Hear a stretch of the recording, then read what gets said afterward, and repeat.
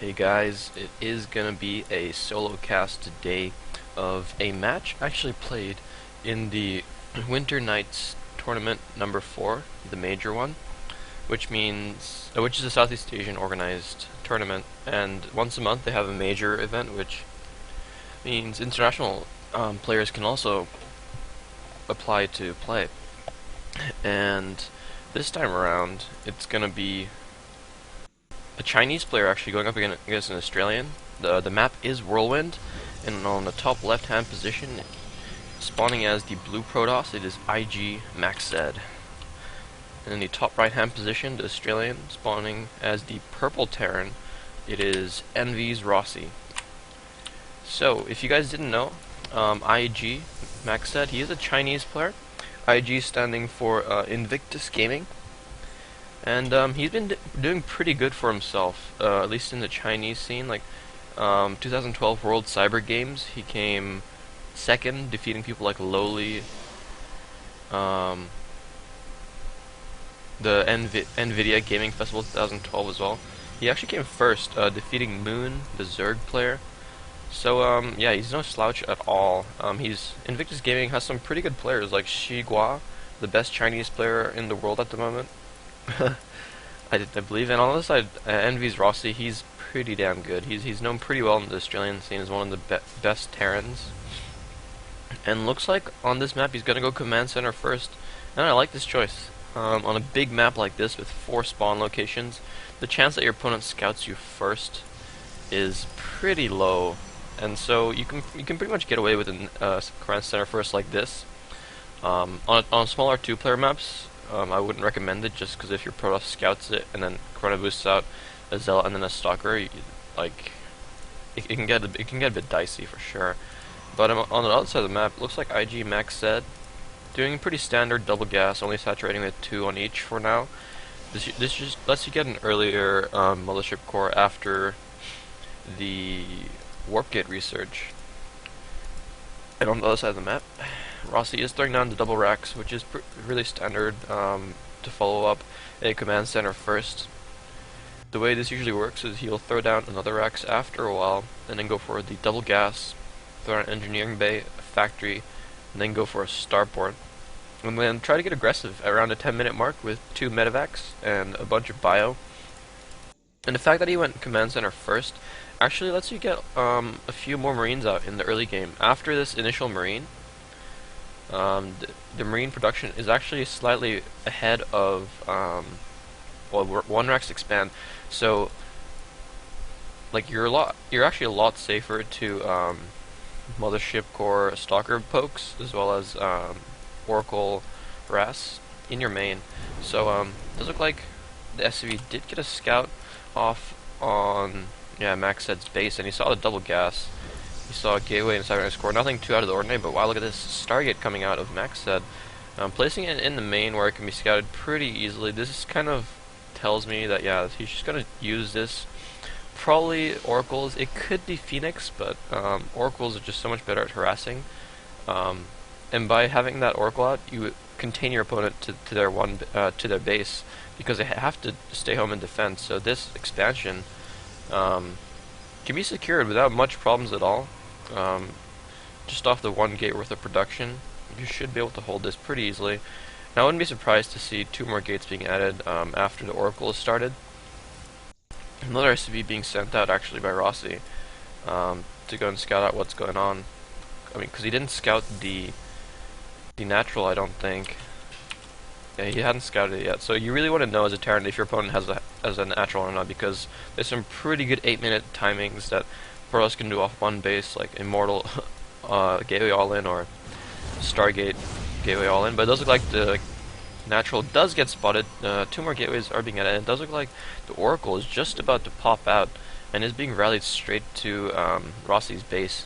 And this could do some damage. Rossi does have the engineering bay finished, and he does have some marines, so he should be able to hold this off. But oh wow, look at this, Rossi actually throwing down a turret here, and kind of half blindly, but at the same time, like, he doesn't exactly know what the Protoss is doing, and because of how prevalent Oracle harasses in the early game, it's just really worth having this timing in your build order, because that finished exactly in time to hold off this Oracle, and this Oracle is only gonna get a few kills here.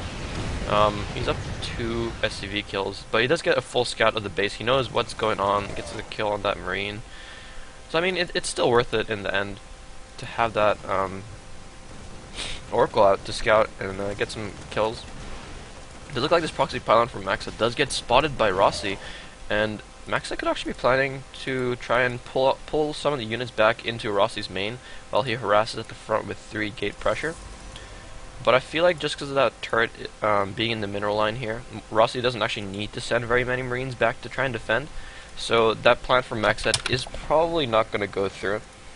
And at the same time Rossi is seeing this, he's going to throw out another bunker. This is really necessary to be honest, because if you see that proxy pylon this close to your base, you've got to suspect that there's going to be some kind of pressure coming on. But on the other side of the map, looks like investing into robotics bay to try and go for some Colossus here, and yeah, Colossus are still pretty good in Heart of the Storm. Haven't been changed at all, but they've always been good against Marines, and they always will be. Let's have a look at the harvester count. The Pros is quite far ahead. 13 harvesters ahead, but that's kind of expected. As long as you chrono boost your probes, you should always be ahead in workers. Quite a bit of chrono boost actually saved up at the moment. Going up to 6 gates here, and that's kind of necessary when you get to this 2 base full saturation, and you want to try and get a 3rd base sometime in the future.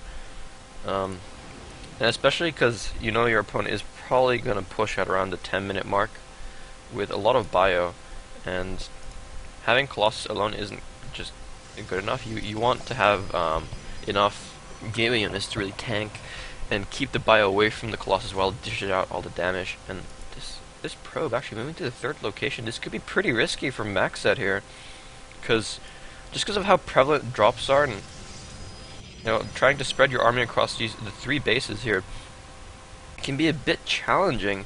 But and Rossi actually moving out across the map as well. His medevacs aren't done yet, but they should be able to speed boost across the map and catch up to this bio here. Rossi trying not to waste any time at all. But the observer, I feel like, did spot that incoming, and another nicely placed observer here will spot the arrival of Rossi's army here. And if Rossi scouts this, he could just go in here and deny this for sure, and that would be pretty good for him if he just denies this and pulls back. Maybe tries to poke at this army, but it's looking a bit too strong at the moment, especially with force fields. You definitely do not want to move up this ramp. But yeah, Rossi looks like he's just going to park his stuff here. Oh, is he going to scout it? No, it doesn't look like he's going to scout up here, but I really wouldn't mind if he tried that. Looks like he's going to scout here first, and okay, now he scouts it. He sees this probe here, and now he sees this command center here. But actually, the Pros army is in a nice position to intercept the Terran army here, and nice force fields cutting off a bunch of those nice time warpers, and these force fields cutting off even more units here. Rossi trading really cost inefficiently here. MaxEd should be feeling pretty good now. This 3rd is secured now. There's no way Rossi can really put any pressure on right now unless he loads up some drops. I feel like he should really try and drop in the Pros base right now, because if the Pros pushes forward with no bunkers here and only this amount of bio, yeah, these racks number 4 and 5 don't even have add-ons on yet, and so they're not going to be producing very cost efficiently at all. Vikings actually being rallied across the map here. A bit of a mistake, because you really need those to try and hold this off. 2 Colossus are with this army together with a bunch of Phoenix. I feel like these Phoenix are a pretty good choice, especially if you want to go for an early 3rd, just because you need that drop defense. But oh, nice force fields cutting off a bunch of the bio here. And MaxEd looks like he is going to be charging into the natural. Rossi kind of reacting a little bit late there, and he's going to have to pull some SCVs trying to hold this off right now. Yeah, the Vikings do arrive, and they do target down one of the Colossus, but the bio is just getting shredded, and the SCVs being pulled over here have all died now as well. The 3rd Colossus is actually meeting up with this army, lifting up some of these Marauders to try and negate any damage that they would otherwise do.